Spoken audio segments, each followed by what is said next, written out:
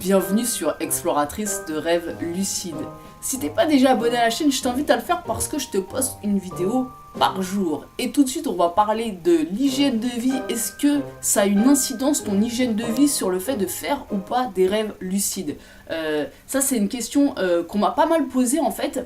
J'en discutais avec des amis en fait, ils me posaient la question justement de savoir d'un point de vue alimentaire, est-ce que ça pouvait avoir une influence ou pas sur les rêves lucides. Alors là, je vais pas rentrer dans le détail de, apparemment, il y aurait soi-disant certains aliments qui induiraient plus facilement des rêves et des rêves lucides, parce que ça, je m'y connais pas suffisamment pour t'en parler.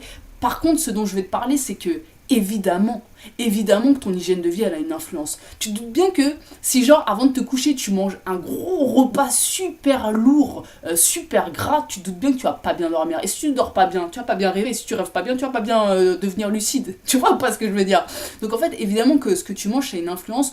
Moi, vraiment, ce que je te recommande, c'est le soir, c'est de manger léger et pas trop proche de ton endormissement. Tout simplement. Pour moi, si ton énergie pendant que tu es en train de dormir, elle est complètement accaparée au niveau de ta digestion, je suis persuadée que ça a une incidence négative sur le fait de bien rêver et de potentiellement devenir lucide. T'es trop lourd, t'es trop dans la densité quelque part, tu vois ou pas ce que je veux dire? Je crois que ça a une vraie incidence, l'alimentation, également le sommeil, ça on en a déjà parlé plein de fois évidemment, ta façon de dormir en fait, ta façon de dormir et la qualité de ton sommeil surtout, ça a une influence directe sur le fait de bien rêver ou de faire des rêves lucides. C'est pas la question de faire ou pas des rêves, parce qu'on en fait tous des rêves, mais sur ta remémoration, évidemment que ça a une influence. Si tu dors pas bien la nuit, tu vas partir en mode je dors, je me réveille, etc., faire des insomnies. Tu te doutes bien que voilà, tu vas pas, tes rêves, tu vas pas bien t'en souvenir, ou en tout cas ça va être très haché, ça va pas être quelque chose de très, très construit, et quelque part ce qu'on veut, quand on veut devenir rêveur lucide ou quand on est rêveur lucide. C'est comme un entraînement sportif finalement. Ça demande une certaine hygiène de vie pour dans le temps faire de plus en plus de rêves lucides, pour prolonger son rêve lucide, etc. C'est un vrai entraînement. Et qui dit entraînement, forcément dit qu'il y a des choses à respecter, alors qui vont être propres à toi. C'est-à-dire que la qualité de ton sommeil, elle dépend pas des mêmes paramètres que pour moi, en fait. Et évidemment, pareil pour la nourriture, il y a des choses qui vont plus te convenir à toi qu'à moi, par exemple. Mais évidemment qu'il faut que tu vois, quand tu manges certains types d'aliments, est-ce que ça a une incidence négative sur ton sommeil? Est-ce que ta qualité de sommeil, elle a été pourrie un petit peu en fonction de ce que tu as mangé, des heures où tu as mangé? C'est important de se connaître en fait. C'est important de connaître les besoins de son corps.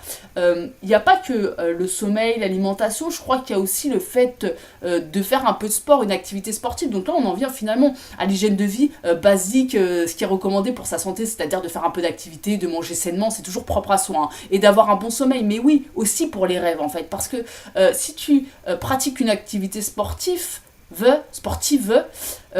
forcément le soir en fait tu vas être un petit peu plus fatigué, tu vas être un petit peu plus comment dire, dans le sport en fait il y a une espèce de détente après quand tu fais du sport, donc en fait à la fois il y a un épuisement, à la fois il y a une détente qui se crée, en tout cas pour ma part, et du coup en fait moi je sais que le fait de faire une activité sportive, j'ai un problème avec les feux et les feux, une activité sportive, ça va faire que je dors mieux. Alors peut-être que tout le monde n'est pas dans ce cas, je pense que si tu fais une heure de footing juste avant d'aller te coucher, ça va juste t'exciter, ça va pas être très bon, mais voilà, le matin ou même dans l'après-midi, le fait de faire une petite activité sportive et d'épuiser un peu le corps, je pense que ça peut être bon pour la qualité de ton sommeil. Et tout ça, c'est des choses qui sont à prendre en compte, c'est le fait de t'observer, de te connaître, et c'est important pour la réussite de tes rêves lucides, et surtout en fait la réussite dans le temps, parce que moi ce que je vise avec cette chaîne, c'est de faire des rêves lucides plus régulièrement, et surtout de pouvoir davantage les contrôler et pouvoir aller vers certains objectifs que je peux avoir finalement.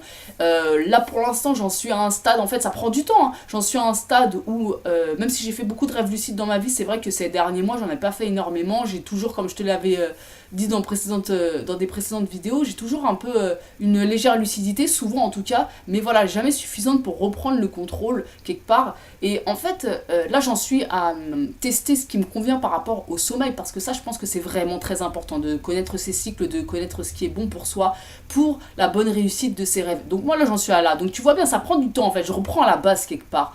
Donc tout ça c'est important. Oui, l'hygiène de vie ça a une influence sur ta façon de rêver, clairement, mais ton hygiène de vie idéale pour bien dormir, pour bien rêver, c'est pas la même que celle de ton voisin. Donc c'est là où rentre en ligne de compte le fait de s'observer et d'apprendre à se connaître.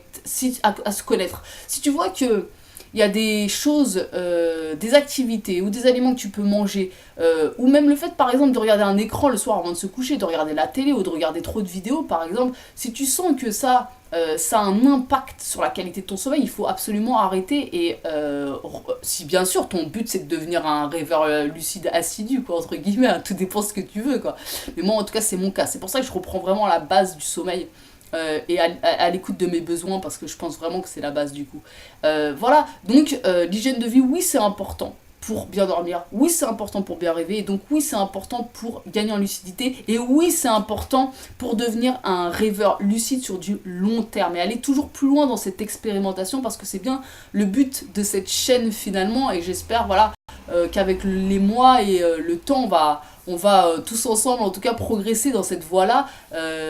Et voilà, tout simplement, l'hygiène de vie, oui c'est important. Maintenant ça c'est mon avis, donne-moi ton avis en commentaire, n'hésite pas parce que je vais répondre à tout ça avec grand plaisir. Et on se retrouve demain pour une nouvelle vidéo, ciao.